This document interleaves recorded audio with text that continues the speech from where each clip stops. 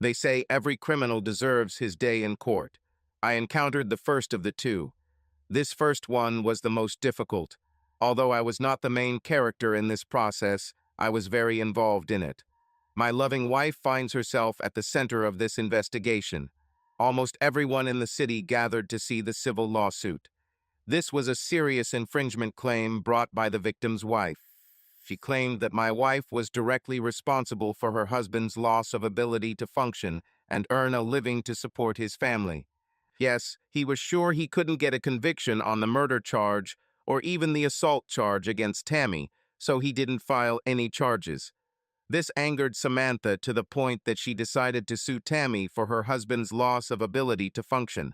Two women who had once been, if not best friends, then at least polite acquaintances, were now fighting with their fists over what had happened to the man one of them had once been married to. My wife, Tammy, maintained that what happened to Bob was a terrible and tragic accident for which she was in no way responsible.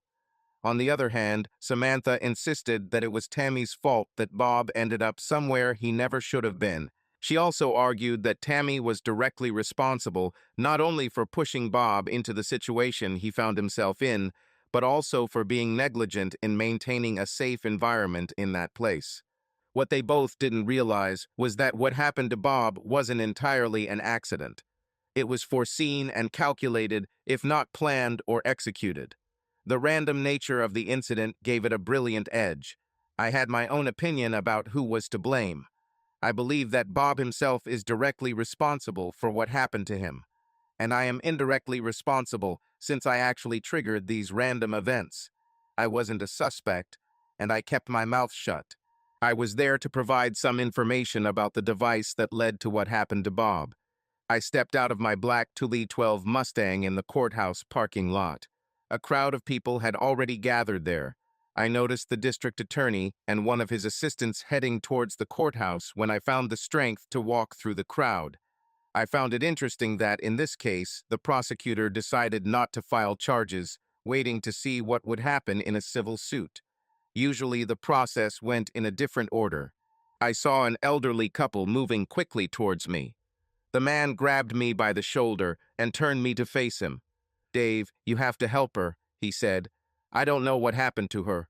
She's definitely not the same little girl I raised, but she's still the woman you married. I think it was a hormonal imbalance or temporary insanity that led to this. But despite all this, she loves you. She maintained this throughout this entire nightmare." "I'm not sure what I should do or even what I can do, Mr. Miller," I told him. He looked offended. "I'm not really here to say anything about Tammy. As far as I understand, I will only answer questions about the device. Also, I need to be very careful about what I say about Tammy personally because what I say, if it goes public as part of this lawsuit, could affect my divorce." He looked as if I had punched him in the stomach without warning. "Is it so bad?" he asked sadly.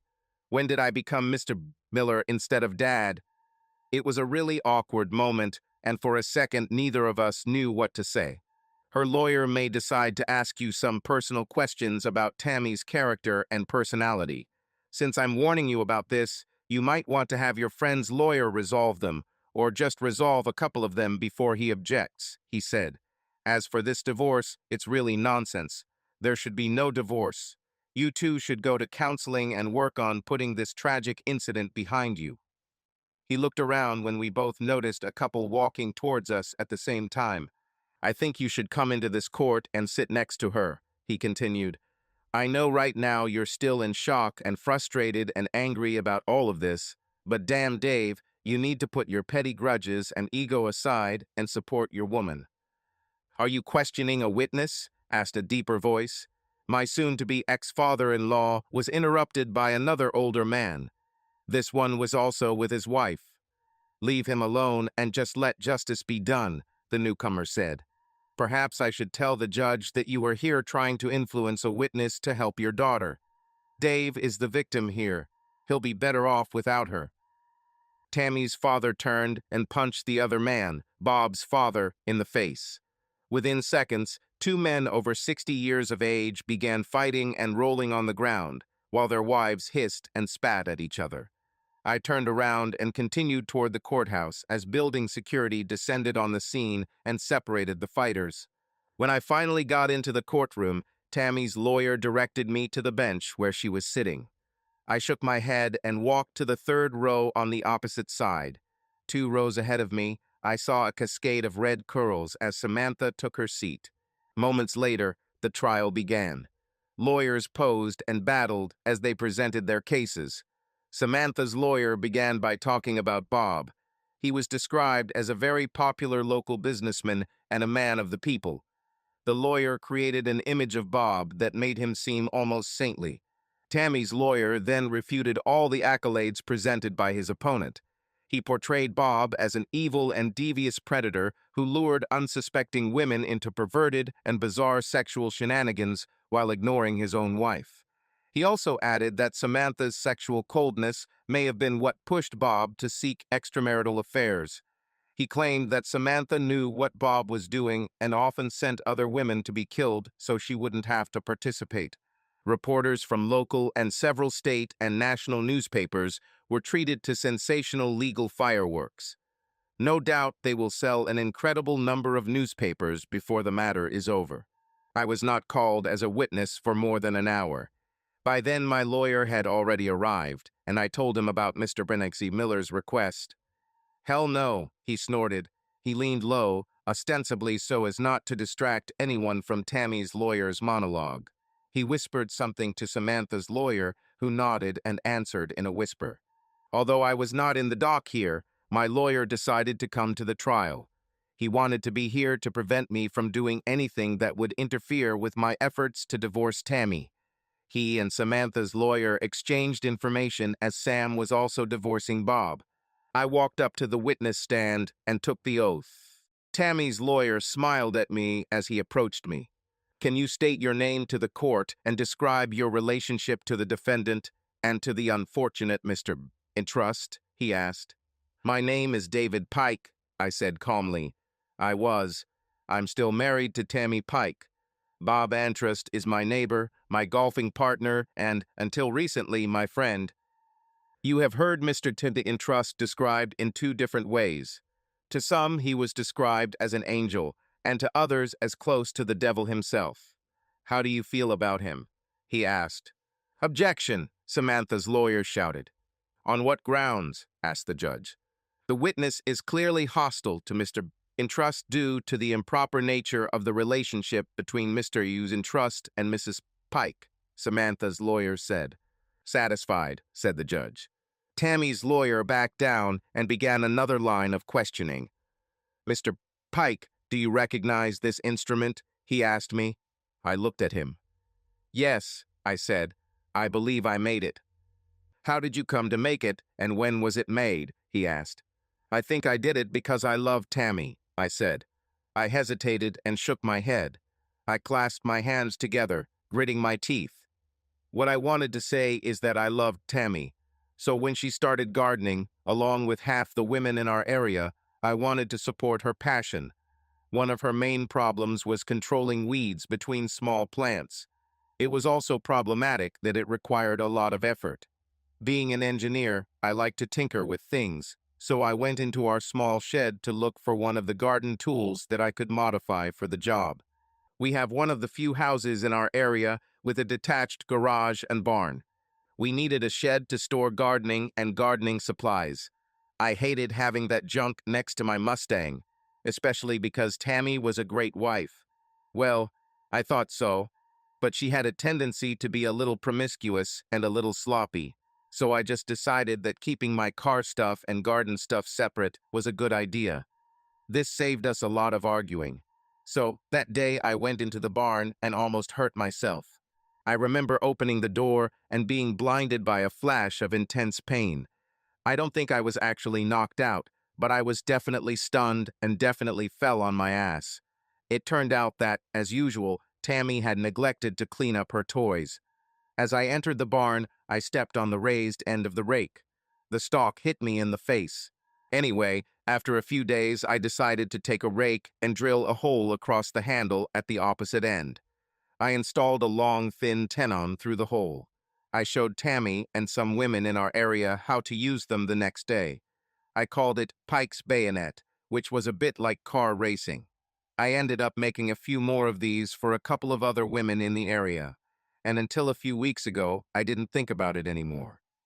So when was the last time you saw the one you made for your wife? I mean, your ex-wife, he asked. About a month ago, I said. I tensed for a couple of seconds while he looked at me and decided not to try to use me as a character witness for Tammy. As I looked at the handle of the rake and the shiny thorn that protruded from it, a chill ran down my spine. I thought about trying to sell it and even took one to a local garden center, but they had too many ideas on how to change it or improve it, and they all wanted me to do all the work and give them most of the profits. One suggestion was to remove the rake head from the other end, and now, looking back, it might have been a good idea, but I just gave up. Tammy still had one and used it a lot in the garden, but I lost interest in it. How would you describe your ex-wife? Is she an emotional person or? He started. Before he could ask me anything else, my lawyer intervened again. Objection, he said. My client is currently in the process of divorcing his ex. Anything he says for or against her can be used against him in this case. It is also very unethical to ask such questions of a witness during a period of deep emotional turmoil. He's here as an expert witness, Tammy's lawyer snorted. The two things he is an expert on are this subject and his wife, and we finished talking about the subject. While they were arguing, I thought about his question. What was Tammy like? When I first encountered Tammy, I was working hard in college. We were about the same age, but she didn't study. I saw her on campus at a few parties, but she was a mystery to me. She earned minimum wage working at a fast food restaurant near her school. I was surprised that a woman who knew most people our age at school would not consider studying there. Tammy was also difficult to describe. She taught me a lot about how to judge a woman's appearance. Tammy wasn't exactly beautiful, but she wasn't ugly either. I would describe her as sweet. I thought she wasn't the kind of woman who could stop traffic, but she also wasn't the kind of woman who could stop time. I think the main reason why some lucky guy hadn't taken Tammy yet was because she had quite a famous reputation. She was not a libertine at all. She wasn't the kind of girl who came to a party and immediately went up to the rooms. But it was pretty established that if you asked her out, you'd almost certainly get sex. She dated and slept with many of my friends. I even went on double dates with her as the partner of some of my best friends, and at some point we got to know each other quite well. Most of my friends who dated her didn't complain. Some of them met her several times. Others met with her sporadically over long periods. They all smiled when they mentioned her name. Tammy had short brown hair at the time. In recent years, she has let them go down to her shoulders. She's not tall, and while she's not fat, she's not skinny either. Her waist is a little wider than optimal, but not so wide as to be soft or unpleasant. Her legs are also quite large, but in the right lighting they are sexy. She has a big round butt and big breasts, and those are her best assets. Those big breasts and big ass made Tammy stand out among girls that most men would consider average, and while she wasn't a beauty, she was sexy. There are times when a man passes by a beautiful woman to get to a sexy one. So while Tammy didn't have what some might call a steady boyfriend, she never missed male company. There were times when we would see each other and smile or wave just to be polite, but during my first 3 years of college, Tammy and I never dated. However, this has changed in the last year. It was one of those rare evenings when Tammy didn't have a date. She decided to go to a party on campus that was being hosted by one of the student fraternities. When Tammy arrived alone, one of the frat boys decided to take her up the back stairs. Tammy called out to me when she saw me. The look of horror on her face told me everything I needed to know. "Hey, Bart, Tammy is with me," I said. I couldn't think of anything else, and Bart was huge. He was the center on our football team. Bart was the biggest Iowa State guy I've ever seen. Even today, I'm sure I could use one of his old shirts as a cover for my Mustang. He smiled, nodded, gave me the okay sign with his thumb, and turned to look for another girl to take upstairs. I nodded back to Tammy and walked back into the main room. Tammy followed me. I was just about to ask another girl to dance when I felt a hand on my shoulder. "Dave, I'm with you, remember?" she said. "If you start dancing with other girls, that gorilla will come back and try to force me to come upstairs. So today you're stuck with me." She smiled as she said this, and although I didn't think Tammy was my type, I nodded, thinking that good deeds don't go unpunished. The night went better than I expected. Tammy was easy to talk to, and we felt very comfortable with each other from the start. It was probably a combination of two factors. The first was that we had been on a few dates, although not as each other's couple. And the second was that, as I said, Tammy wasn't my type, so there was no pressure to try to impress her. We had a great time. This made me wonder why I had never met her before. And to show that we were on the same page, as we prepared to leave, she looked at me. "Dave, why have we never met?" she asked. She looked very serious and had her hand on my shoulder. It was almost like despair. "Maybe it just wasn't in our cards," I said lightly. "But that doesn't mean it has to stay that way. Tammy, do you want to go on a date with me someday?" "No," she said in the same serious tone. "Dave, I don't want to go on a someday date. I want to go with you tomorrow night." Then she looked at her watch. "It's actually after midnight, so I mean tonight." That evening was our first date. We happened to meet one of my friends who was on his first date with a new girl. He smiled and nodded at me, but I didn't understand why. He asked if we wanted to join them, but Tammy quickly told him we had other plans. "Dave, I wanted some alone time with you," she said. "I don't want to go to the club. I don't want to go to the party. I just want us to get to know each other better." And we found out. We went to a movie together. It was one of those horror movies with blood and guts. I let Tammy pick the movie, and I think she picked it so she could grab my hand. Then we had dinner in a small, cozy restaurant and finished with a walk along the river. Then I realized that something had changed. The first time we had sex that night was wild and crazy. Tammy literally let me do whatever I wanted and did the same in return. But the second time was the one that really amazed me. That time we made love. It was after midnight and Tammy got out of bed. She rummaged through her things, found her phone, and made a call. "Yes, Mom," she said. "It's me. Lisa and Brandon had a huge fight. She is very upset about this. I'm going to spend the night with her and come home tomorrow. I love you too, Mom." Then she crawled back across the floor and got back into bed with me. We started kissing tenderly again and fell asleep in each other's arms. Over the next few weeks, things became more complicated between Tammy and me. Some of my friends noticed that I was dating Tammy and commented that I was probably really into it. My best friend Jeff Thomas even told me to tell him when I was done with her because he missed her. He started talking about what he did to her. It made me wonder what exactly I was getting myself into. On the one hand, I started to fall in love with Tammy, but on the other hand, she looked like a real slut. Tammy noticed the difference in my mood and asked about it. "David, what happened?" she asked. "Tammy, I know you love me," I began. She went into shock. We never told each other about our feelings. It was almost a huge mistake on my part. I almost let a cat out of the bag that I probably couldn't put back. "I never said that," she blurted out angrily.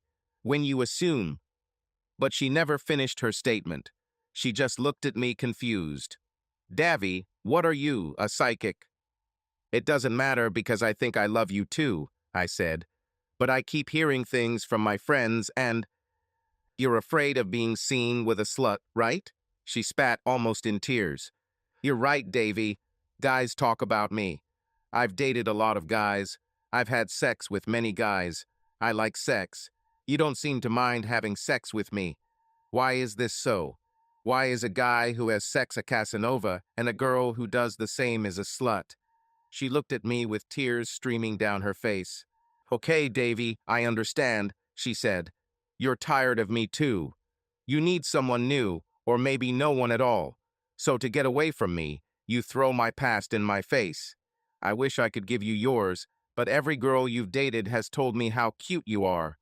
Not that I need them to tell me this, but I'll make it easy for you. You won't have to date me anymore, and I'll let them all know that it's not your fault. And if you ever shut up, maybe we could talk about it, I said, covering her mouth with my hand. Tammy, I don't care about the past, I said. I'm worried about the future. She looked at me strangely. What is the future? Can you see the future? Is this another one of your psychic powers? Our future, Tammy, I said. Do you still want to date me? She asked. She wiped away her tears, and her smile lit up the room. No, Tammy, I said. I don't think this will work. Oh, she said, almost starting to cry again. I began to realize how much control I had over her emotions. I then realized that she truly loved me as much as I already knew. Tammy, I thought that maybe you and I were supposed to be exceptional, and that maybe when I graduate in a few months, we should get engaged, but I'm a little worried about. Before I could finish speaking, she was already on my lap and had her arms wrapped around me. I'm a little worried about. I managed to interject between kisses. Stop worrying, she said, kissing me again. Davy, I will never cheat on you. I've never cheated on anyone. I was never in a relationship with any of the guys I dated. We went out and had sex. Like really, I want you to think about something. Of all the guys I've dated, have you ever heard of me sleeping with some guy while I was dating another guy? I had to admit that I didn't hear. Of course you didn't hear, because I never did it, she exclaimed. And Davy, there is something special about you. You are my first boyfriend. The rest were just guys I dated without commitment. But you're also the first guy I've ever spent the night with. With every other guy after sex, he went his own way and I went mine. When the sex ended, there was no point in staying together. But with you, Davy, I dream of just lying in your arms. I love waking up with you. Ask all your friends if I've ever woken up with any of them. It made sense. This was probably the reason I knew what I knew. She looked at me with despair in her eyes. I believe you, I said. So I'm officially your girlfriend? She asked excitedly. I smiled and nodded. And I can tell everyone? Yes, I said, smiling. Some people were very happy for us. Tammy's parents seemed delighted. I was the first man she brought to their home. I think both of her parents had heard rumors about her around town, and seeing her in a seemingly stable relationship made them feel more at ease. Her close friends were also happy for her, although a little surprised.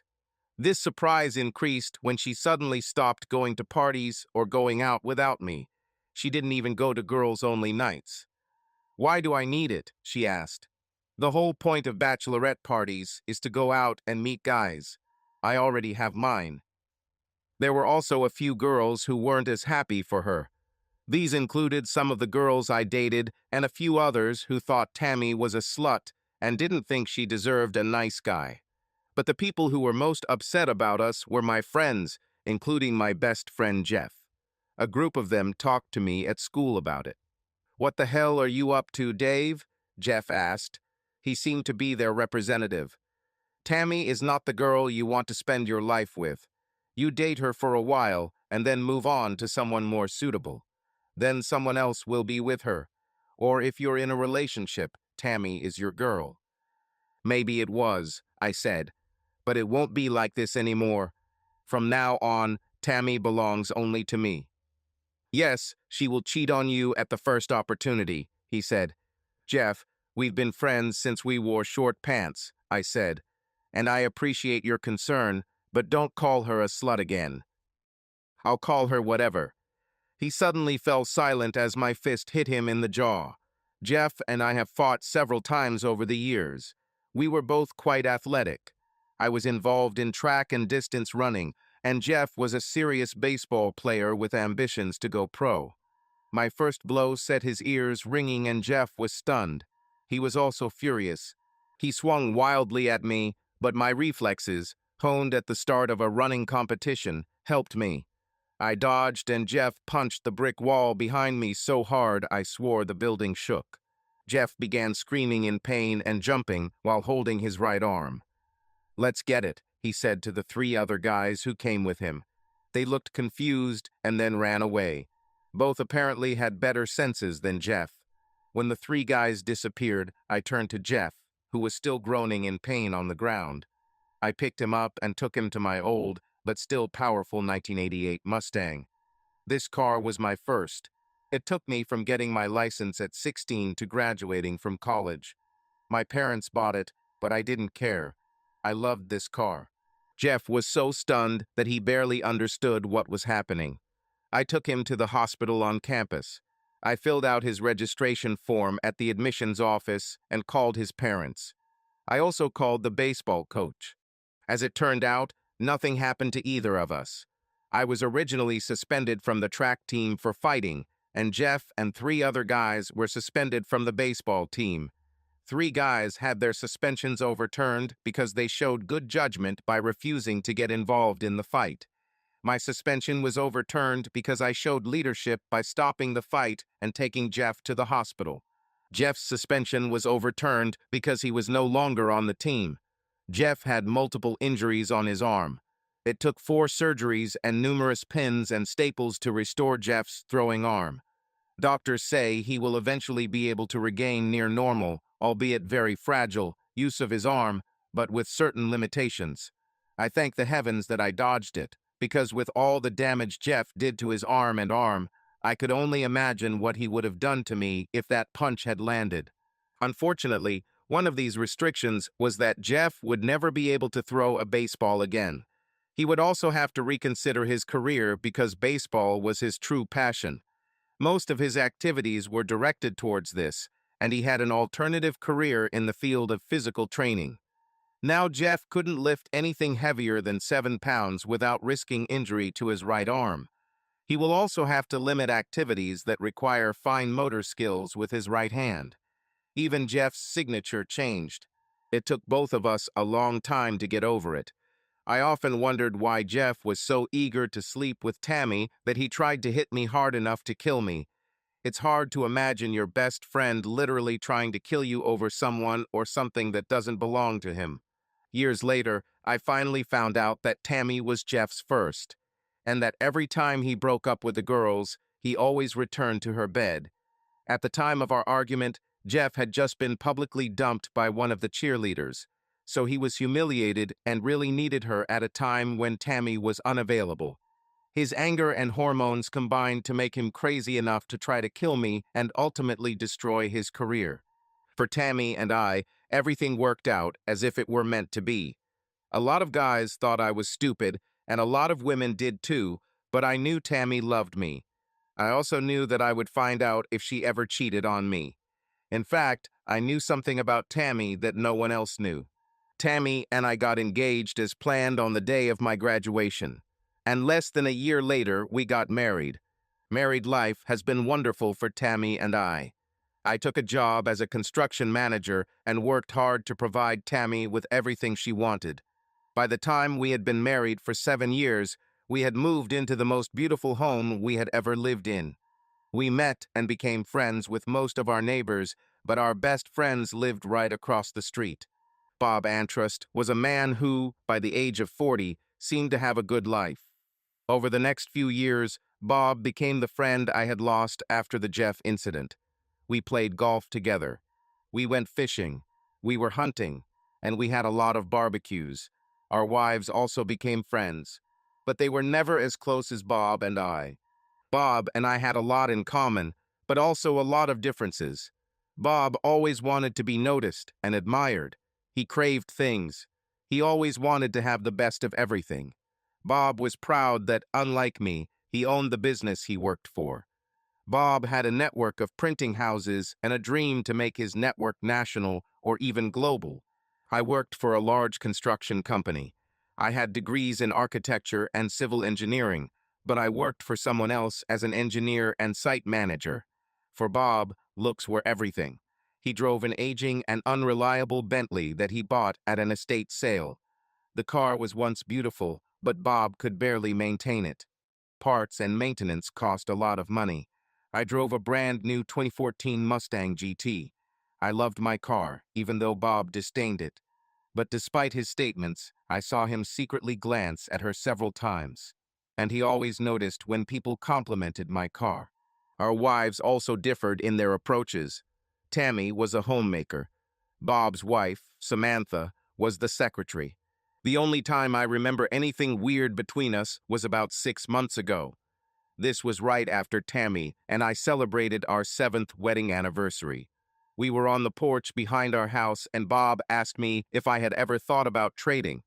"What exchange?" I asked. "Is this another offer to sign up for golf lessons at the club?"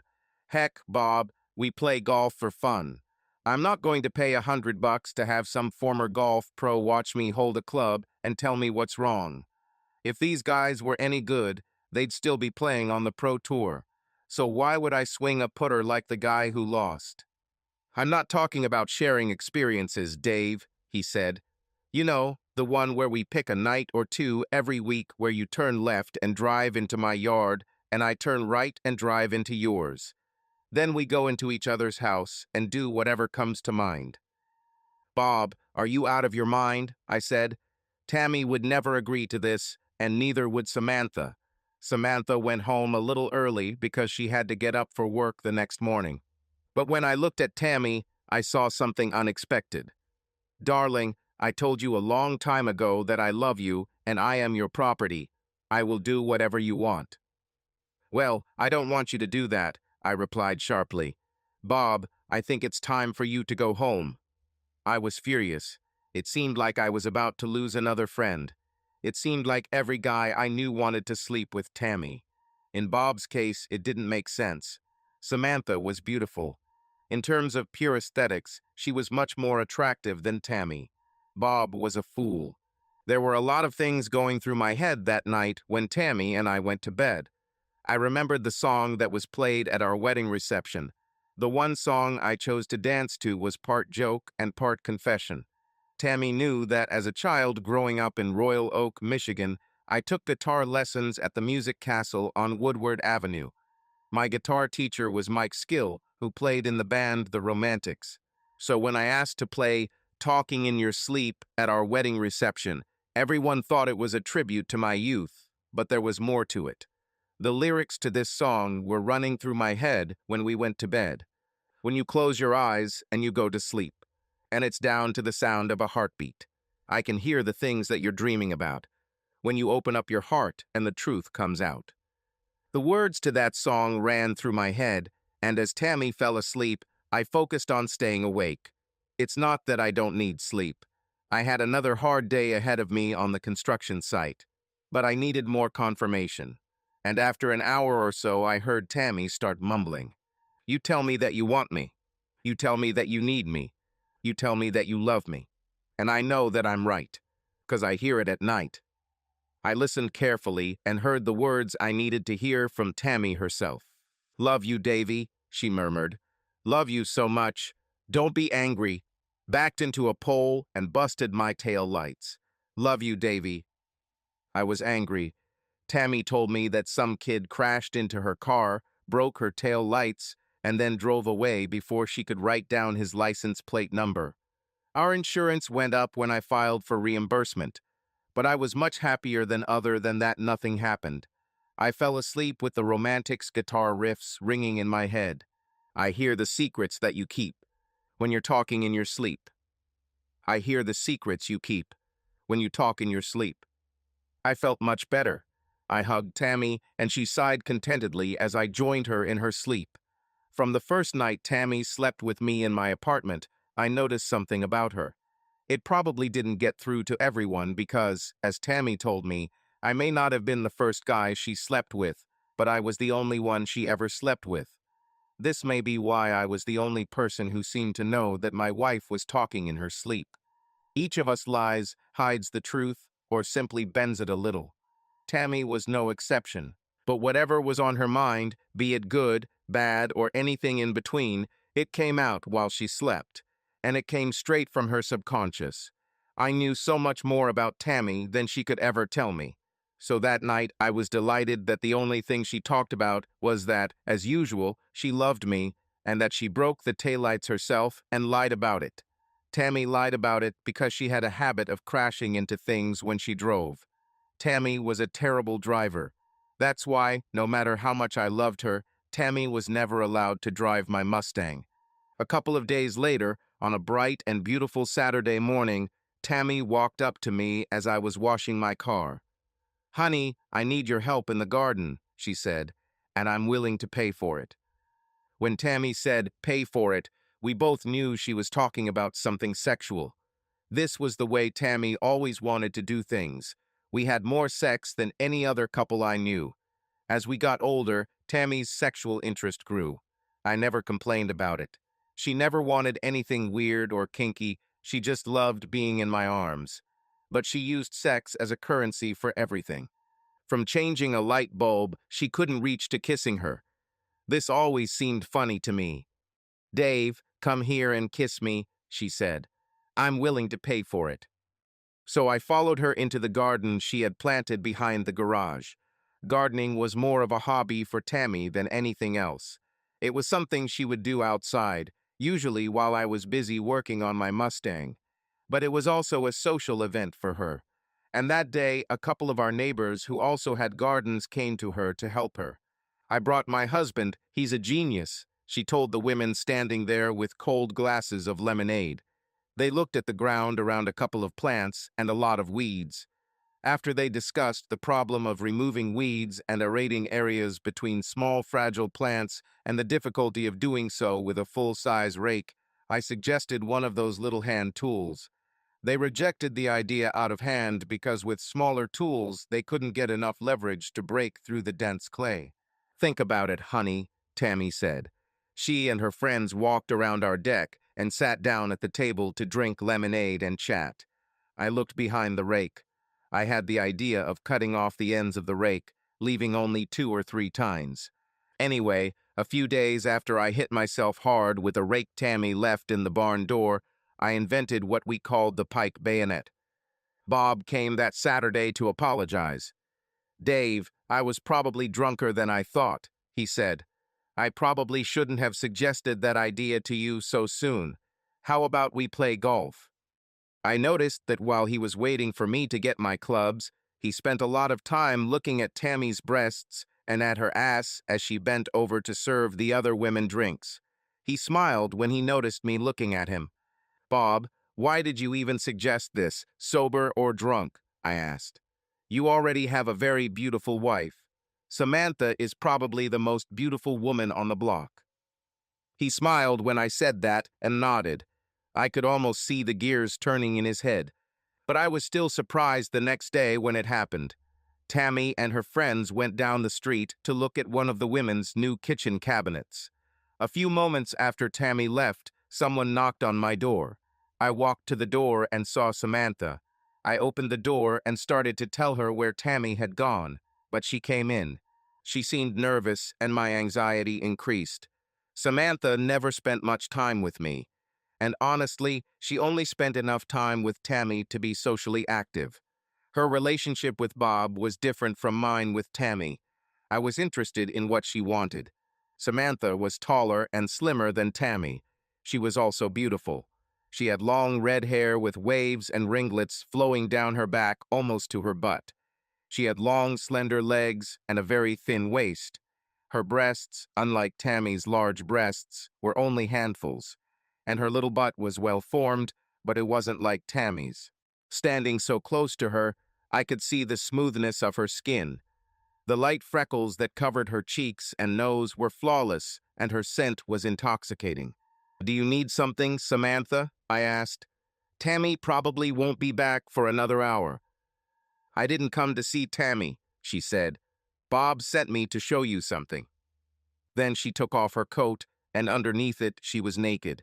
Her body, although thin and petite, was more beautiful than I had ever imagined. The freckles appeared again, this time dancing lightly across the top of her breasts, and although it took more strength than I thought I had, I picked up her coat and handed it to her. "Tell Bob he's a fool, tell him the answer is still no, and that we're not friends anymore." She quickly put on her coat, confused, and left. I was beside myself with anger. Apparently telling Bob no wasn't enough. Now he tried to seduce me by offering his own wife. Bob came back later that day and tried to apologize again. I screamed at him to get out of my territory. I told him not to come back anymore. He looked very offended and continued to mutter about how I didn't understand anything. Over the next couple of weeks, Bob called or came over every couple of days. Tammy didn't understand my anger at him. She urged me to listen to what he had to say, which only irritated me even more. I put my name on the notice board at the golf club and found a new golf partner. And almost every day when I left the house for work, I saw Samantha leaving for her office. Sometimes she smiled and waved at me, but most days we pretended not to see each other. I'm used to Bob not being in my life. But just as I got used to it, it came back in a way I least expected. I had to remember that Bob always seemed to get what he wanted in the end. I had a really tough day at a construction site. We lost several expensive pieces of equipment. I had to fill out a bunch of forms and call the main office to see if they could be replaced or repaired. The losses also set us back on schedule. We would have to make up for lost time, which probably meant overtime or working on Saturdays. So by the time I got into bed, I just wanted to sleep. Tammy snuggled up to me and we fell asleep as usual. I don't know what I was dreaming about when I woke up, but more than a dream is over. I didn't slowly come out of sleep, I woke up instantly. Anger pooled in my stomach and rage burned in my heart as I heard the words. No, I won't tell Davy. He'll be upset. Just keep going, Bob. Just keep loving me, Bob, she muttered. Tears rolled down both my cheeks for what I had lost. I probably always knew deep down that it would end up something like this. On the other hand, I got 7 years out of a relationship that no one really believed would last more than a few weeks. I lay in bed listening to Tammy mumble every now and then. But deep in my heart, even though I knew my marriage was over, there was one more thing I needed to figure out. I needed to figure out how to get back at Bob. More than pain, more than sadness, more even than love, I felt the need for revenge. I needed to know the best way to get back at Bob. I got out of bed, trying not to wake my soon-to-be ex-wife. I looked at her and cried again. The next morning, I got up and left the house early. And as if fate pushed for this, so did Samantha. I drove out of my driveway and slowly drove down the street. As I stopped at the stop sign on the corner, Samantha pulled up behind me. I got out of the car and pointed to a restaurant at the end of the next block. She nodded. We both pulled into the parking lot, and I walked up to her car. As I remember, you don't usually leave this early, I said. You're not leaving so early either, she replied. I need to get to work early to apply for new equipment, I said. We're behind schedule, so I'm going to have a very long day. You always worked hard, she said. I wish it would rub off on Bob. You still haven't said why you're here so early, I said.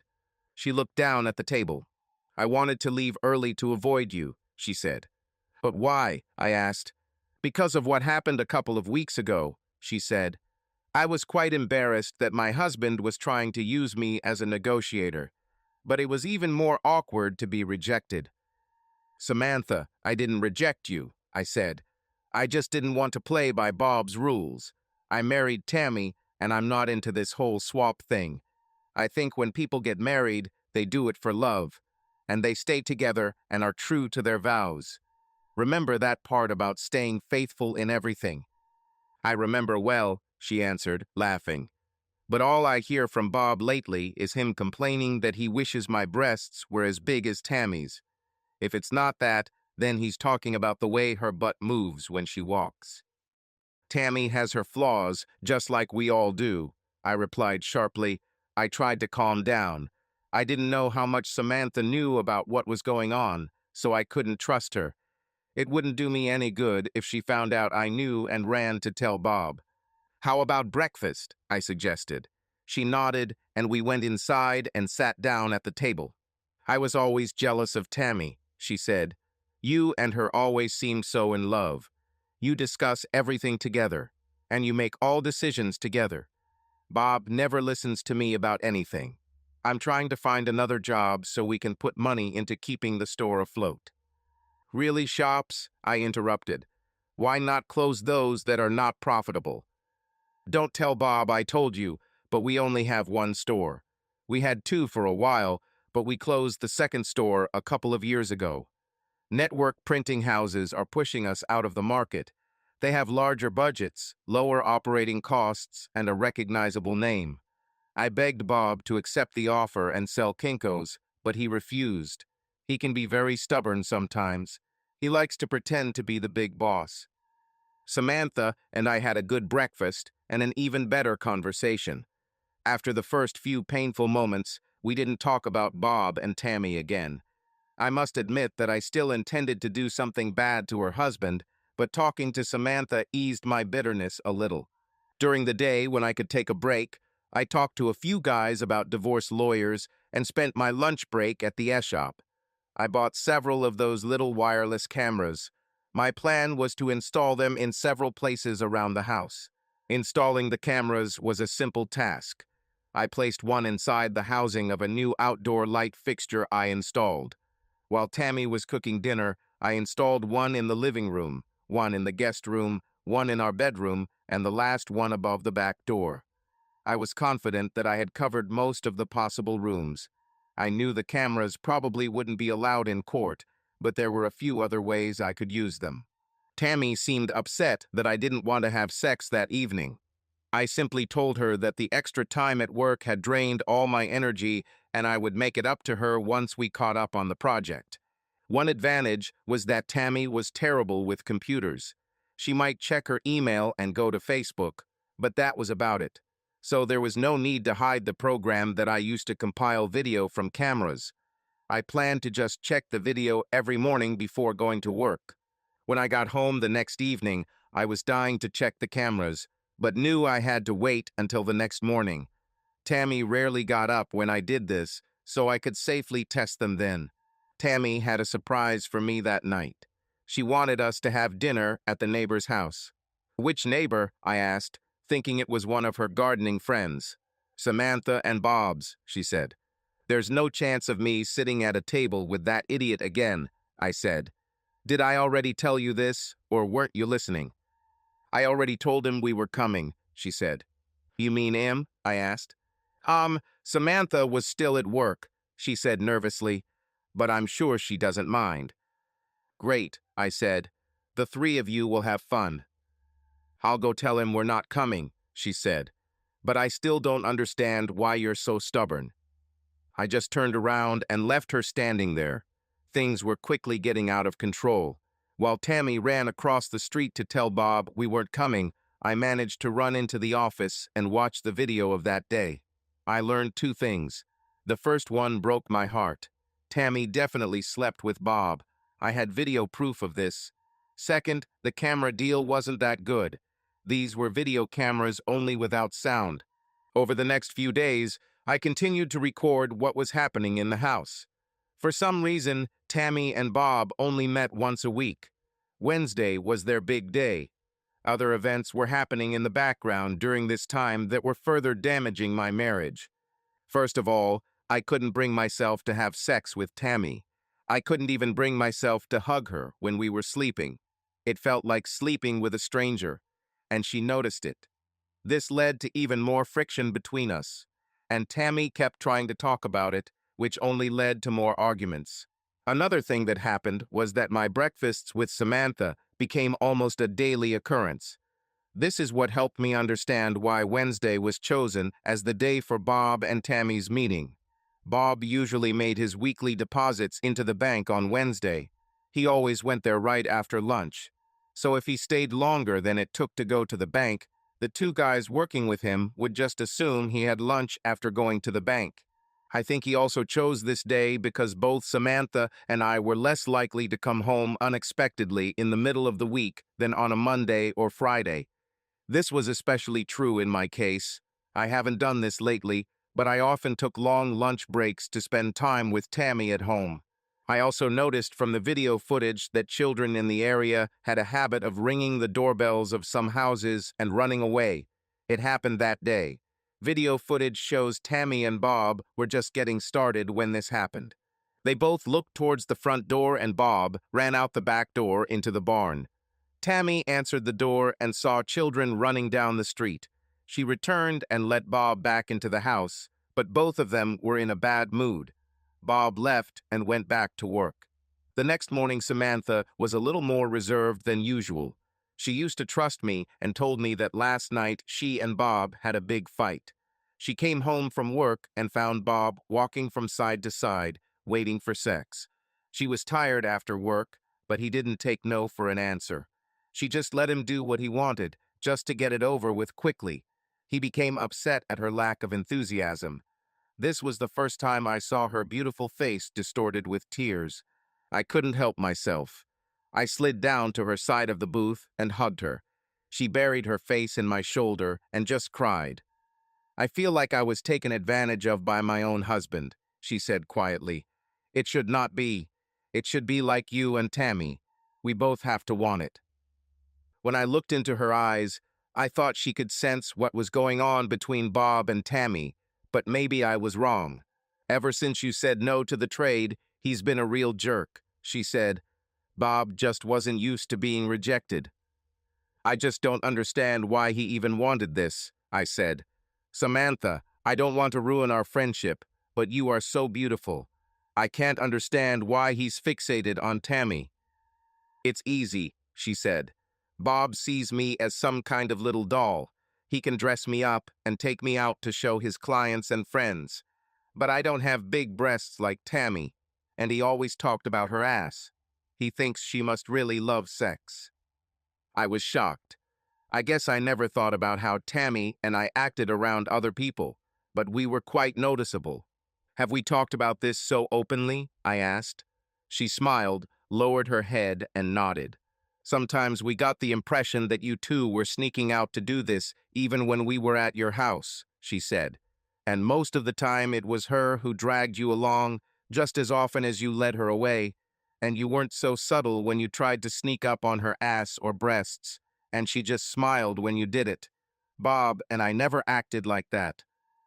"But you are so beautiful," I said in shock. I whispered to her, "I don't understand how he could keep his hands off you." Her face turned pale, like most natural redheads, and for a moment it turned red, like her hair. I thought maybe I had gone too far. I was about to apologize, but then she looked up at me. "Dave, sometimes I really wish you would take Bob up on his offer."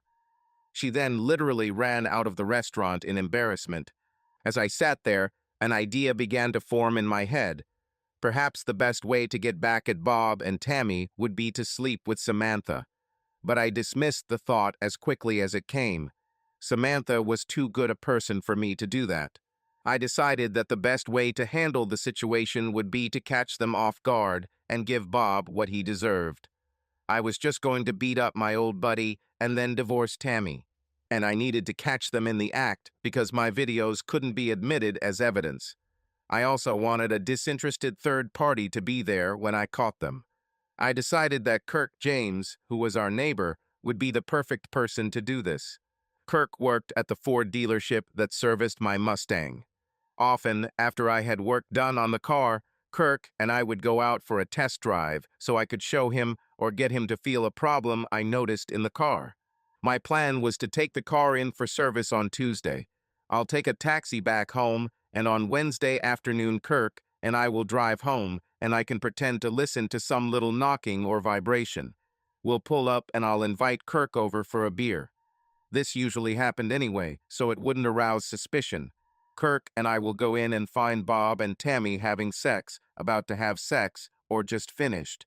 I'll beat Bob up and immediately throw Tammy out of the house and file for divorce. Unfortunately, the plan, like most, did not work out as expected. Over the weekend, I tried to improve my relationship with Tammy. By Sunday, it was already hanging on me. She was smiling constantly again and rubbing herself against me. It was almost as if we had never fought.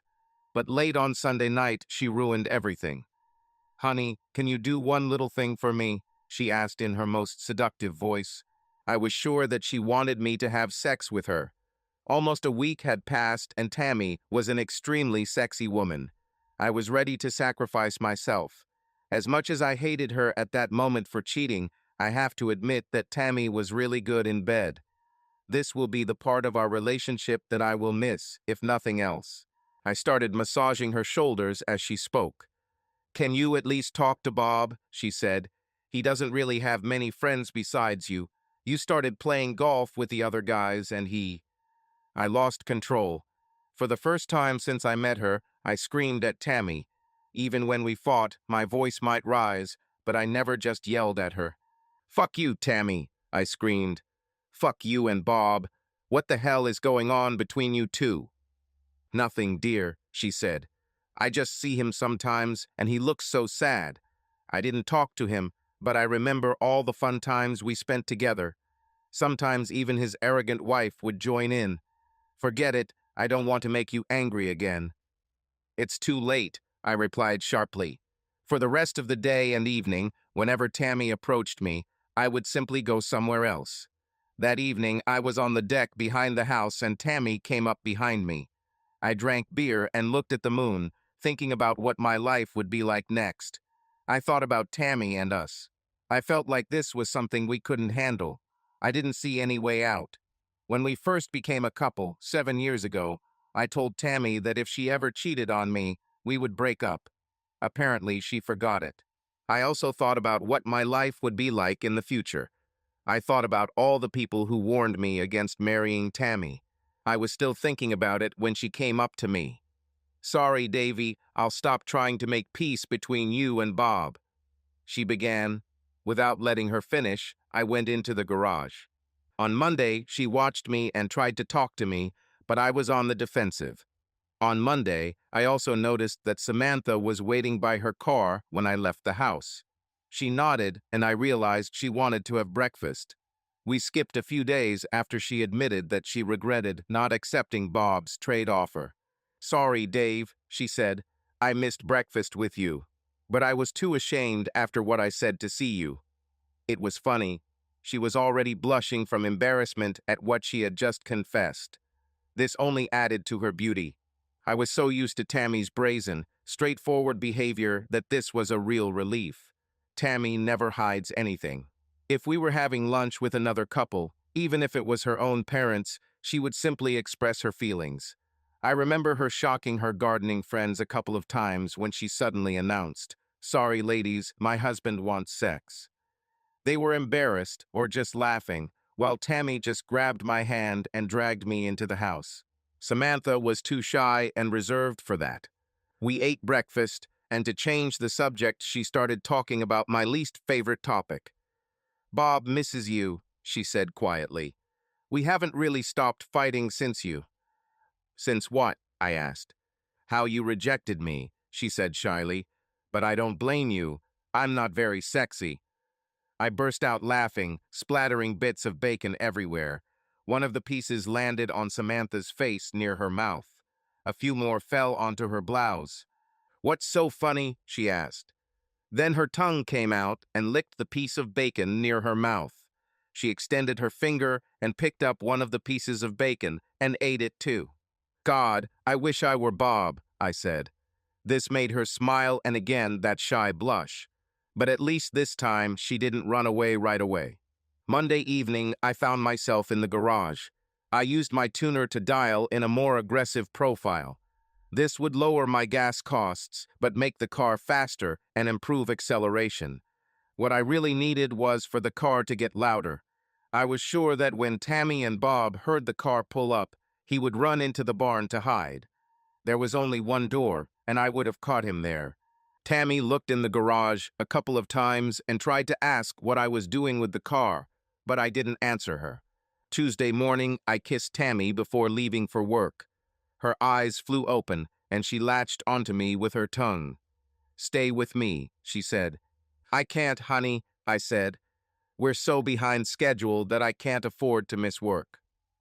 Sometimes I wish you owned your own business like. She started, but then covered her mouth as she realized what she had just done. I just turned around and left. At breakfast with Samantha, she smiled like I've never seen her smile. Her mood was lighter and more cheerful. Every time our eyes met, she smiled. It seemed to me that she was dying to tell me something. "Dave, can I ask you a favor?" she said. "Of course," I replied. "Okay," she said excitedly. "Bob will try to talk to you this weekend. I think he will bring up the topic of exchanging partners again. He yells at me and tells me not to ruin everything this time. So please, could you just agree?" I was shocked. "Sorry, Dave," she said. "I just thought." She suddenly stood up, and I grabbed her hand to stop her from leaving. "Sammy, you got it all wrong," I said. "I would really like to be with you." She was still squirming and trying to escape. "So why?" she asked. "You don't think I'm a worthy trade for your sexy wife, do you?" "No, Sammy," I said. "I just think you're too valuable to be traded around like a piece of furniture. I think a woman like you should be loved and adored. I also think that when you marry someone, you should honor your marriage vows. If I were married to you." Her face became so red that I thought she was going to explode. She pulled her hand out of mine and ran out of the restaurant. When I got home Tuesday evening, Tammy was just leaving the house to do some gardening. She ran up to me in shock when she saw me get out of the taxi. "Are you okay, Davy?" she asked. "Where's Mustang?" "At the dealership," I said. "I had them check it out." "Why didn't you call me? I could come and pick you up," she said. "I thought you'd be too busy trying to make peace between me and Bob," I snapped. Then I went into the house, leaving her standing outside. I had to plan everything carefully. I took my time getting changed and then fired up the grill. Tammy saw what I was cooking and came over to have a look. She could see the deck from the garden. She used the tip of a pickaxe that I made for her. I forgot about it. When she saw the 2 steaks and salads I prepared, she smiled and hugged me. "I love you so much, Davy," she exclaimed. "Can we talk things through?" I nodded, and as the sun set, we sat down at a small table to eat. "I don't like Bob," she said. "I always thought he was a jerk. I put up with him because he was your best friend. It seems like you've been angry all the time since you stopped talking. You're unhappy, Dave, so I'm unhappy. And with all this pressure at work, I just wanted you to be happy again." "I loved you more than anything in this world, Tammy," I said. "So when Bob started talking about trading, it just made me angry. You belong to me, no one else." She laughed then. "Of course I'm yours, silly. Bob didn't talk about forever. He meant an hour or two. Many of our friends did this. It's just a way to add variety to your relationship and keep it fresh. I thought you'd like the chance to sleep with Samantha." "Why don't you love her?" I asked. "We've lived here for 4 years," she said. "She never comes unless she's with Bob, and even then she doesn't say much. Whenever she did it, it was usually about you and how good you were. She's a lot prettier than me, so I started to get nervous because I didn't want her anywhere near you. She's too beautiful. But after a while, I noticed that you weren't even looking at her, so I didn't feel threatened anymore. Then I realized that you love me, and no woman, no matter how beautiful she is, will ever change that. Of course, now I'm not sure anymore." "Why?" I asked. "Because you have not fulfilled your marital duty for 10 days, 9 hours, and 43 minutes, she grinned. I smiled. "There's no time like the present," I said, and her eyes lit up and she nodded. "What about the garden?" I asked. "To hell with the garden, Davy," she exclaimed. She quickly grabbed a garden trowel from the deck and threw it into the shed. I remembered hitting myself with this tool once when it was a rake. I should have talked to her about putting her tools away, but I wasn't thinking about it at the time. We never made it home. Tammy pulled down her shorts and turned off the outside lights. She lay down on one of the lounge chairs and beckoned me towards her, taking off her shirt. The next morning, I felt like a wrung-out rag. I was exhausted and weak, in every sense of the word. It was like a hangover. I felt terrible, but I had so many fond memories of how I got to this point. Tammy snored loudly, loud enough to make most bulldozers jealous. I kissed her lightly and went to work. At breakfast, Samantha looked at me in a way I had never seen before. I didn't see a single smile from her. Some serious thought was on her mind. I loved watching her eat. She took such neat little pieces, and she seemed to enjoy the taste of every dish on her plate. Finally, when she finished, she looked at me. "You like to watch me eat," she said. I couldn't tell if it was a statement or a question. "Okay," she said. "I realized what was happening to you." I smiled. I couldn't wait to see what she had to say. For some reason, she was very serious. I was sure she knew what I was going to do with Bob. "You really confused me for a while," she said, "especially yesterday. But now I understand you. I thought about this all day. You have a problem, Dave. The same as mine. Do you love me?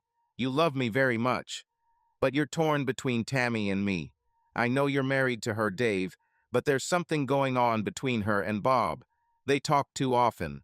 But I know Bob. He'll get tired of begging you to give him a chance with her and find someone else. So you need to decide. Do you care about me as much as I think you do? Or do you want to see Bob give me to someone else? Do you really want to see Bob hand me over to someone who won't care about me the way I think you care?" "Okay," I said. "You won. If Bob asks me to do this trade thing, I'll say yes." I only lied through my teeth because I really wanted her to know that I cared. It wasn't love. At least I didn't think so. Maybe it was a weakness. Maybe I just wasn't ready to be alone and I needed to keep her by my side. Either way, it was a harmless lie. It's also a fact that Samantha was even less knowledgeable than I was. She didn't know that Bob had already slept with Tammy. I wondered what she would do when everything was exposed. Another problem was that sex with Tammy the day before really remained on my mind. It seemed like a crime to get rid of a woman who was so good. Perhaps the answer would be to simply punish her. Tammy was clearly afraid of losing me to Samantha. Perhaps there was a way to punish both Tammy and Bob. What if I start telling Tammy how great sex is with Samantha? I was so busy thinking about alternative plans that when I got to work and was immersed in solving a few concrete problems on the second floor, I forgot about everything else. When Kirk called to tell me that the car was fine and that he would drop it off at my house, my secretary took the message. I inspected the renovations done above the main entrance and was very pleased. I had just told the guys that I wanted them to know how to work with concrete when the call came. I looked at my cell phone and saw Tammy was calling. I don't know why, but I answered. "Dave, you need to come home now," she said. Her voice sounded somewhat manic. I could tell she was crying, and I remembered what was probably going on. "I can't come home in the middle of the day," I snapped. "I have 100 things to do." "Dave, honey, this is an emergency," she said. "I really need help." "What emergency?" I asked. "Honey, this is Bob. He—" I hung up abruptly. I wished I could carry out my plan and confront her and Bob. I got angry again. To hell with her and Bob, I thought. Bob could have kept it. All these stupid old proverbs were running through my head. "You can't make a mistress out of a lecher," was one of them. "Once a cheater, always a cheater," was another.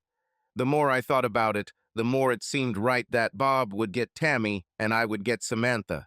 And just as I was thinking about Samantha, my phone rang again. I picked up the phone, thinking it was Tammy. I was surprised when Samantha's voice came from the receiver. "Dave, I really need you," she said. "You need to come home now." "What the hell is going on?" I asked. "Why does everyone want me to come home?" "This is Bob," she began.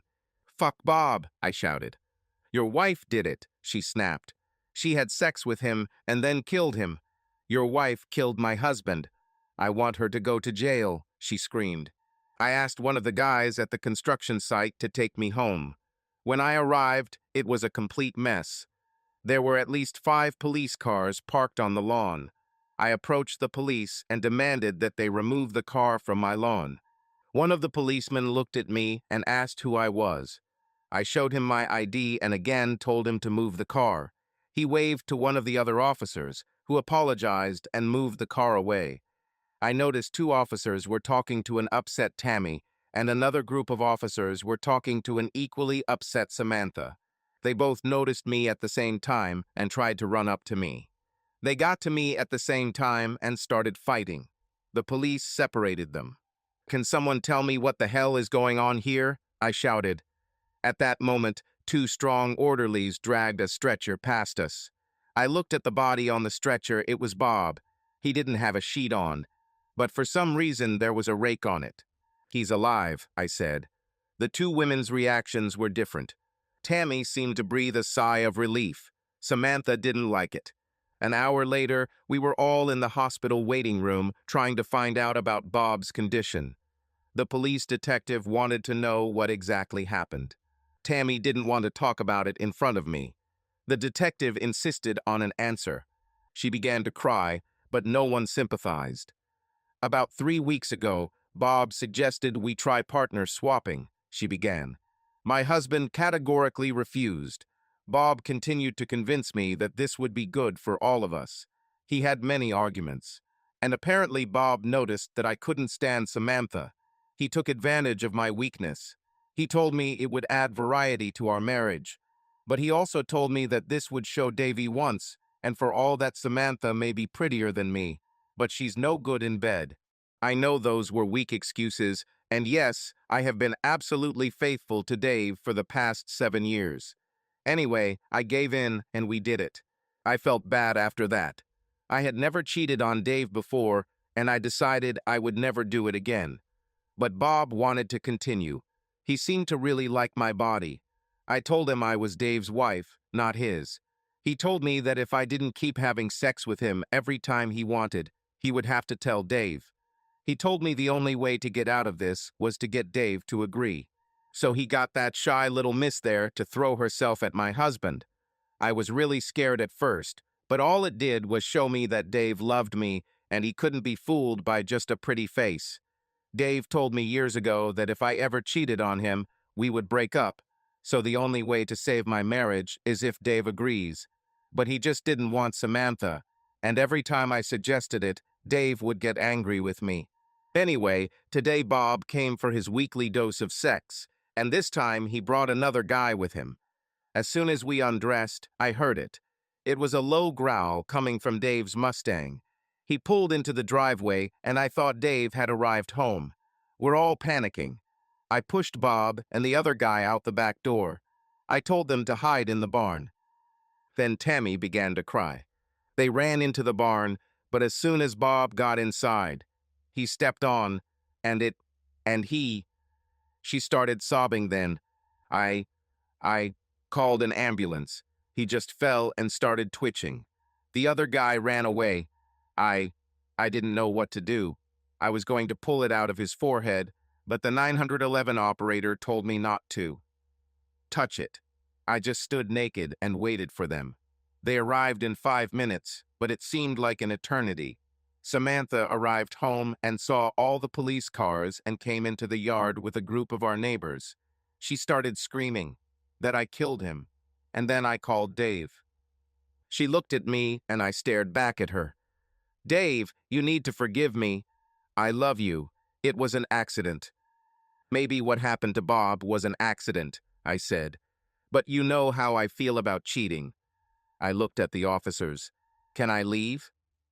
They looked at each other and discussed the fact that I didn't know about Bob and Tammy's affair and that I wasn't home when the incident happened. "Yes, Mr. Pike, you are free to leave. We need to question your wife more. She may need a lawyer, so perhaps you should." "You heard her," I interrupted sharply. "She cheated on me. We're done. She can call her parents. I'm done with her." "No," she shouted as I left the room. I knew. I literally knew Tammy cheated on me with Bob.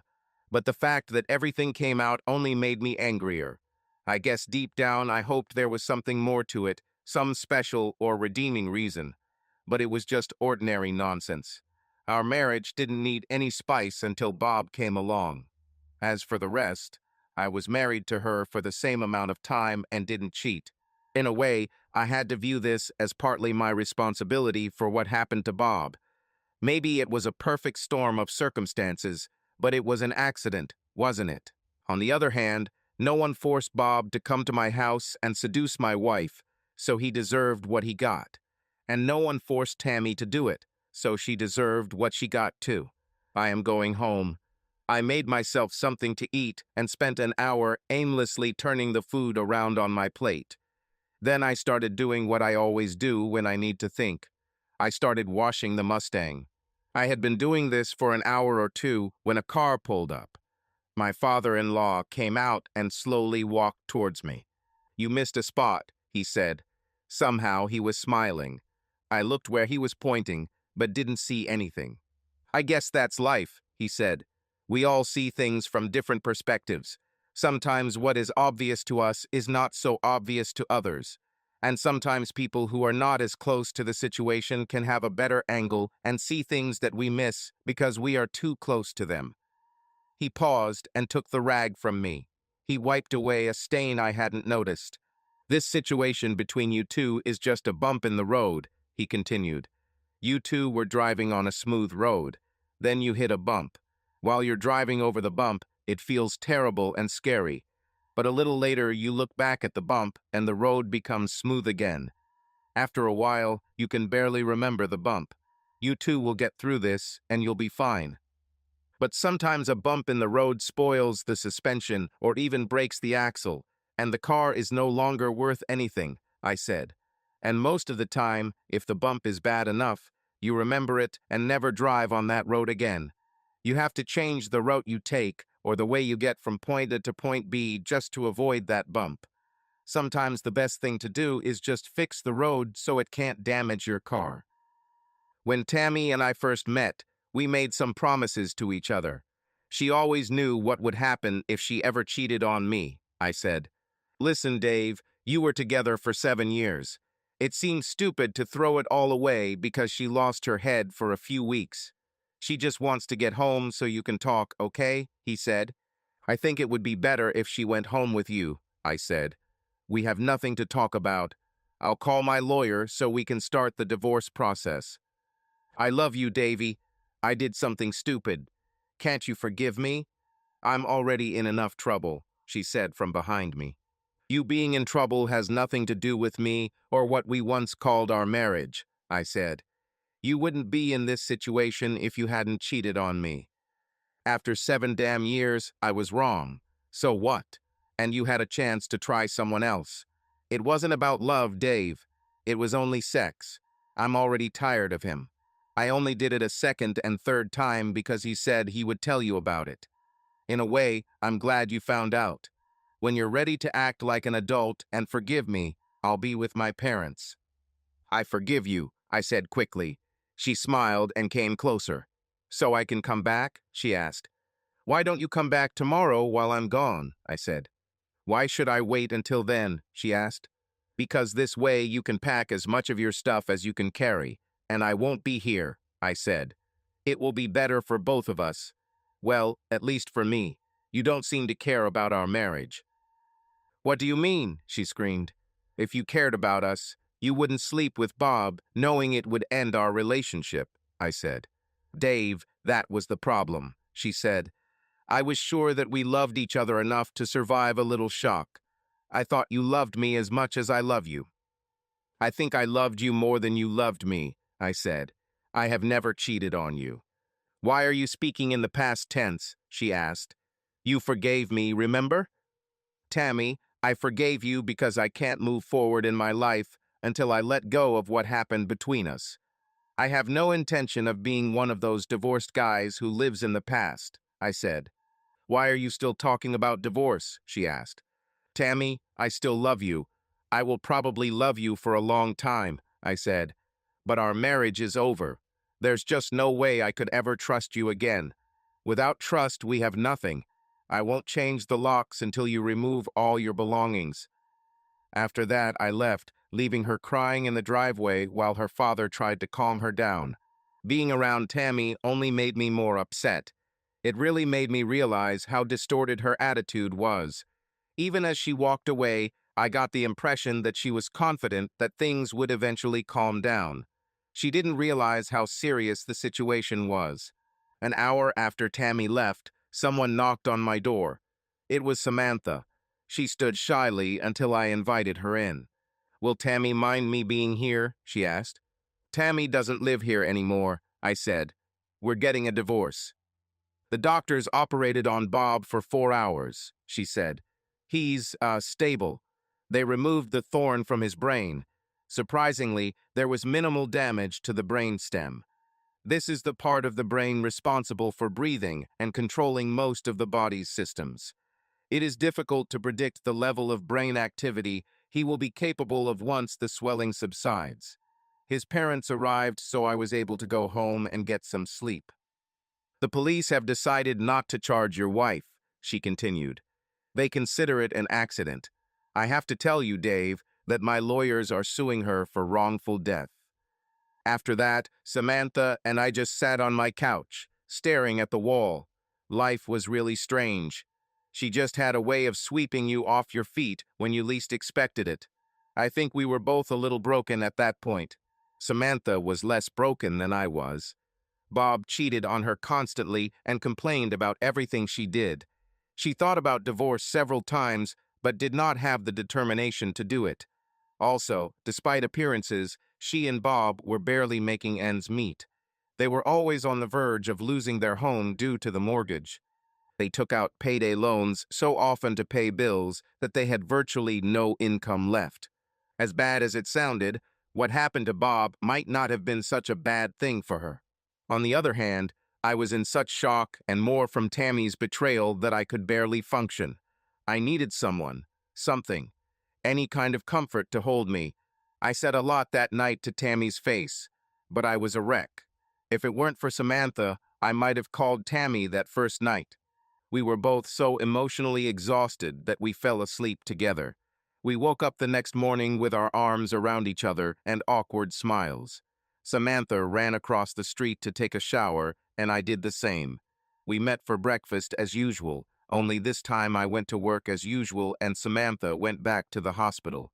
Strange, but I felt better at work.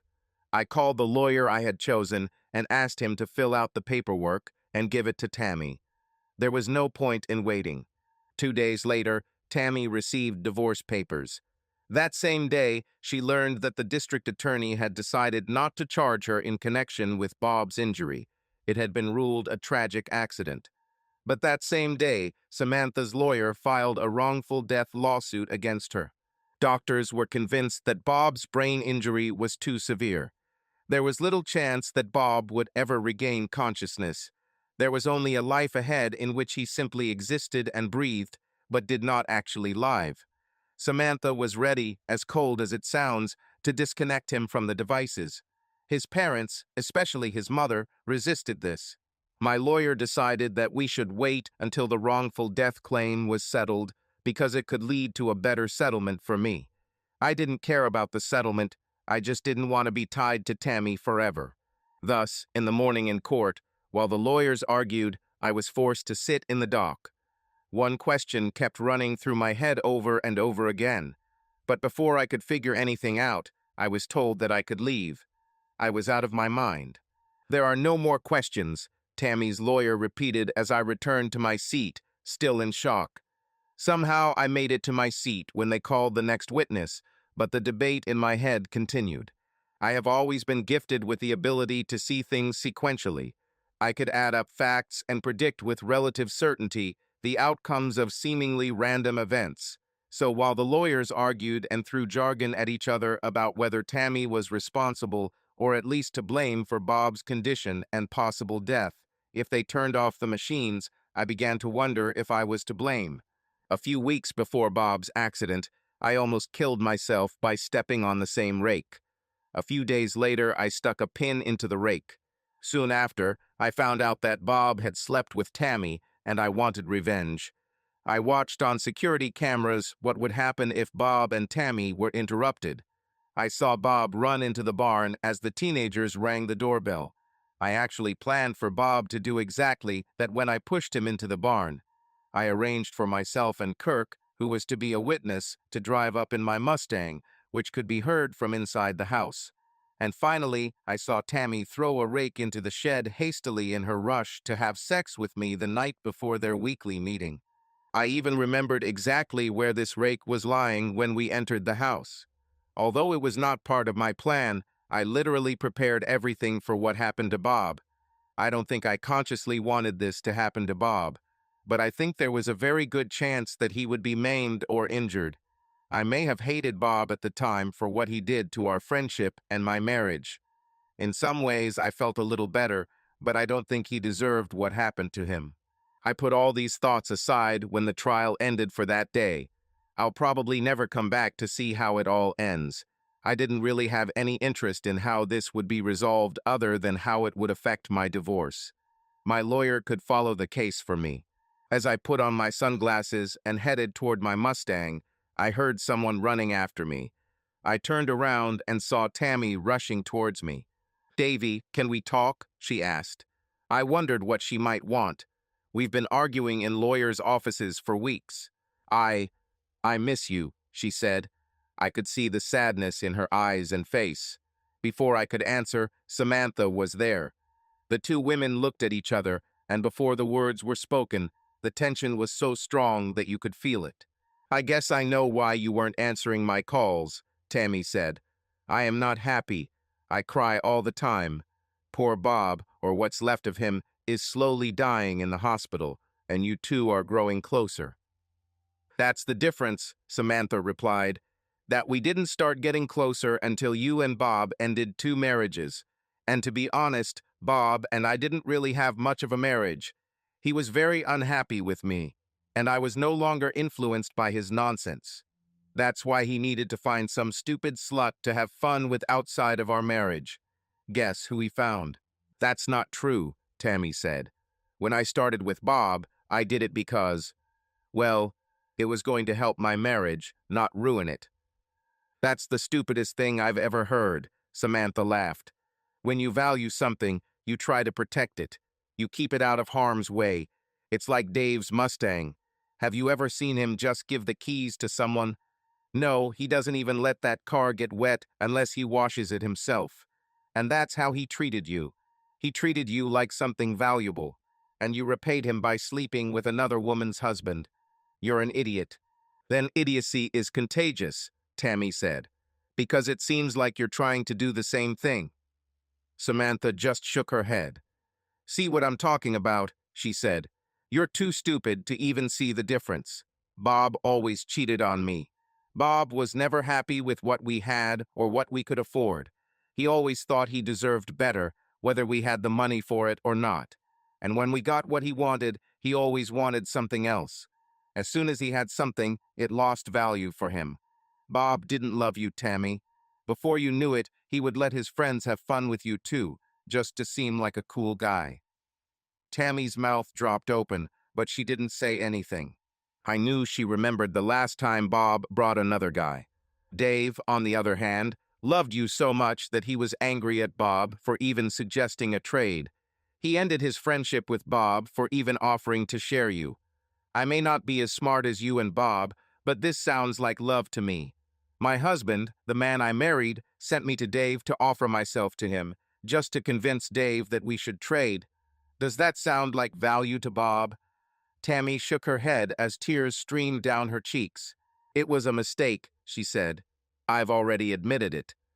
"No," I said, joining the conversation. "A mistake is when you do something unintentionally. This is something you didn't plan to do.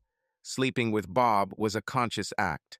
These are consequences of this action that you did not plan for.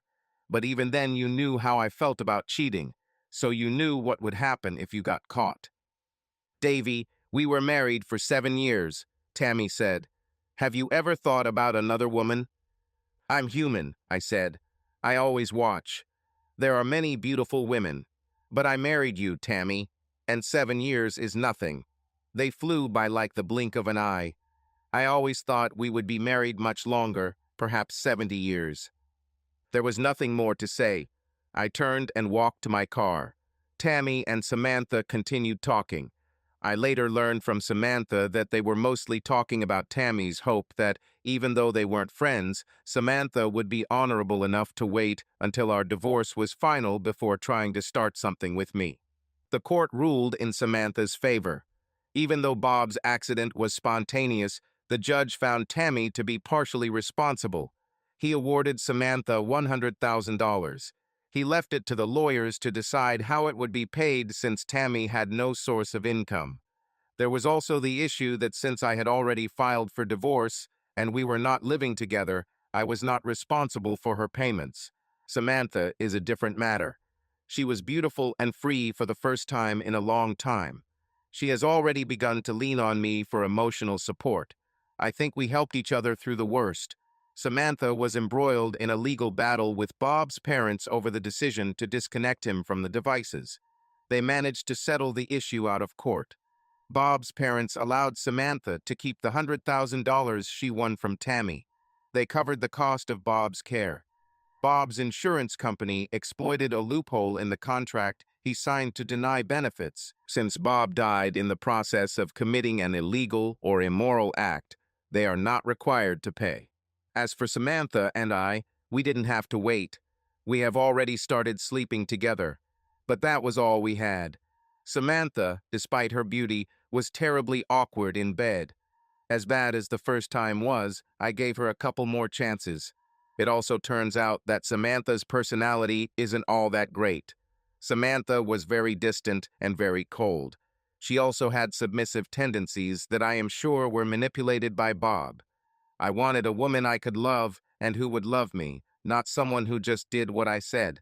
A very kind judge ruled on my divorce a few weeks later.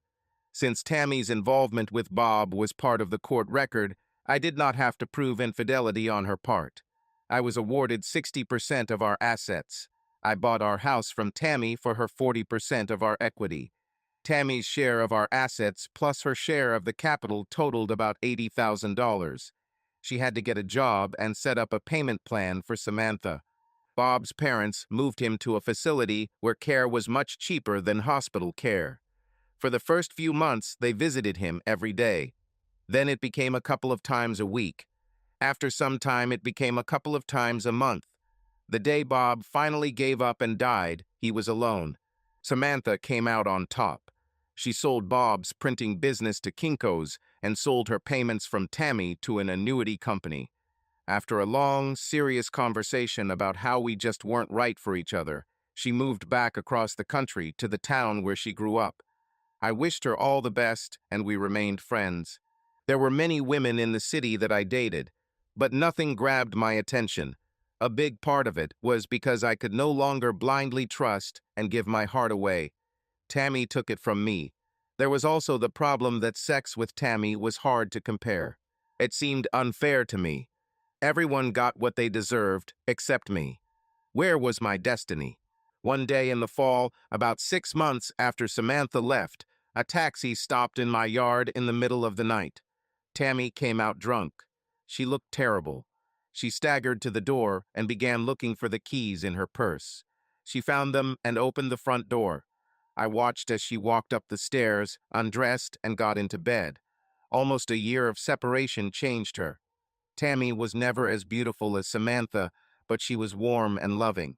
She also had a body made for sex. The bags under Tammy's eyes and the color of her skin indicated that she drank far more than she should have. This was the first time I saw her drunk. Her body has also changed over the years. She became thicker around the waist, and cellulite appeared on her buttocks and thighs. I took the phone from the bedside table and called her parents. I told them that Tammy arrived drunk and lay in my bed. Her father apologized and said he would come get her right away. I said it was late and that I would take her the next morning. It would be Saturday, so I didn't have to rush anywhere. When I woke up the next morning, Tammy was looking at me. "I know Samantha left," she said. "Why didn't you have sex with me, Davy? I know you wanted this. If you think I would stoop so low as to take advantage of a drunk woman, then it's probably a good thing we're not married anymore," I said. "It wouldn't be like that, and I wasn't actually drunk," she said.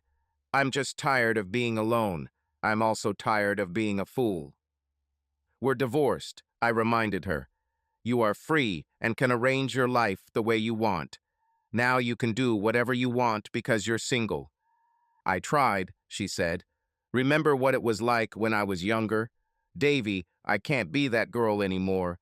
You spoiled me. I need to know that the person I'm with cares about me." You mean like Bob? I asked. She started crying, and I felt really sorry. I hugged her, trying to comfort her, and something clicked. Everything in me told me this was wrong. I know it. When I finally took her home that evening, she was smiling, and I was embarrassed.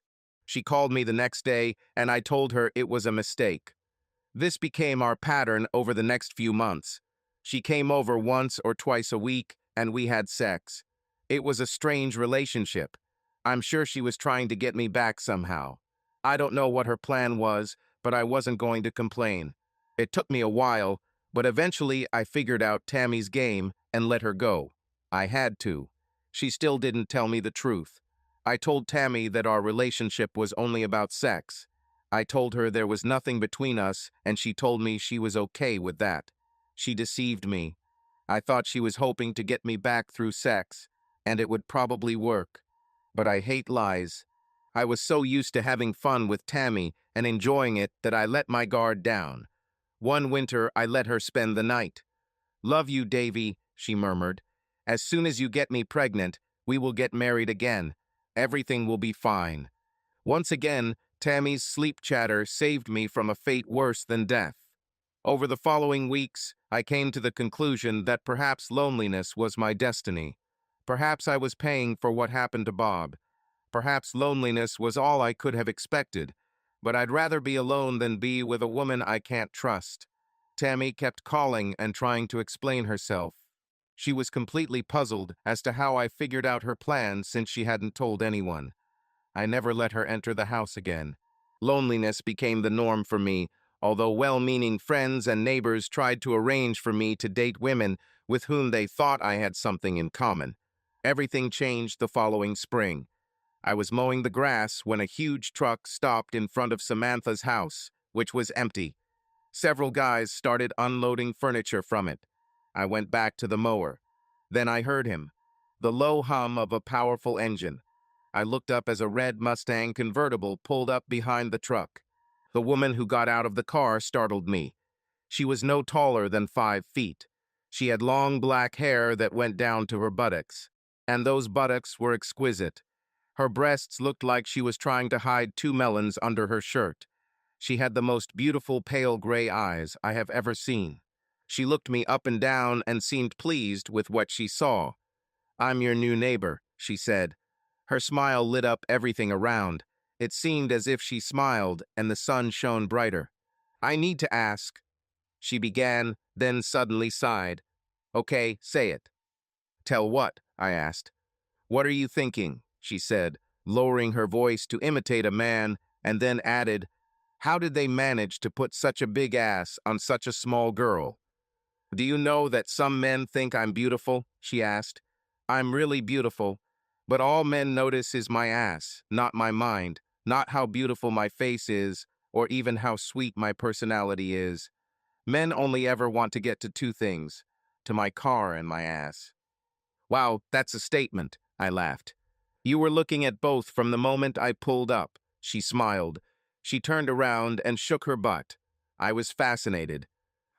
What did you want, neighbor?" I asked. "A truck is blocking my driveway," she said in a honeyed voice. "Can I use yours until the truck leaves?" "Looks like it's going to rain soon," I said. "A car like yours shouldn't be left out in the rain." "What would you suggest?" she asked. "You want to put it in the garage so you can pretend it's yours, don't you?" I laughed with her. Then I took the keys out of my pocket. I pointed the key fob at my garage. "Your car is cute," I said, "but if I had a choice, I'd rather keep my hands on your ass." As soon as I said that, the garage door opened, revealing my Mustang. She ran into the garage and froze, looking at my wheels, my chrome exhaust pipes. My custom grille and front spoiler clearly captivated her. "How much? How much horsepower?" she panted. 486, I said cheerfully. She kissed me on the cheek and ran to her car. She drove into my garage. "I'll be back when they finish bringing my things in," she said. "You can feed me then." She kissed me again, this time on the lips. Her lips tasted like cherries, and I was so absorbed in its taste and aroma that I didn't even notice how one of the movers approached us. What were you thinking of making for dinner? She asked. Grilled steak and salad, I replied. What were you thinking about, kissing me like that? We barely know each other. She grabbed my hands and looked at my palms. You have big hands, she said. What does it mean? I laughed. I think my ass will fit just right in your hands, Dave. She laughed. When she saw my surprised face, she laughed even harder. My cousin Samantha told me a lot about you. She thinks we should get along well. She thinks we are made for each other. What is your name? I asked. Destiny, she said, giving me another one of her smiles. Subscribe to our channel so that your second chaff doesn't cheat on you, and go ahead and listen to the next story, because this story is nothing compared to the next one. If you're under 18, don't even think about listening to the next one. Listening to the next one. Listening to the next one. Listening to the next one. Listening to the next one. Listening to the next one. Listening to the next one. Listening to the next one. Listening to the next one. Listening to the next one. Listening to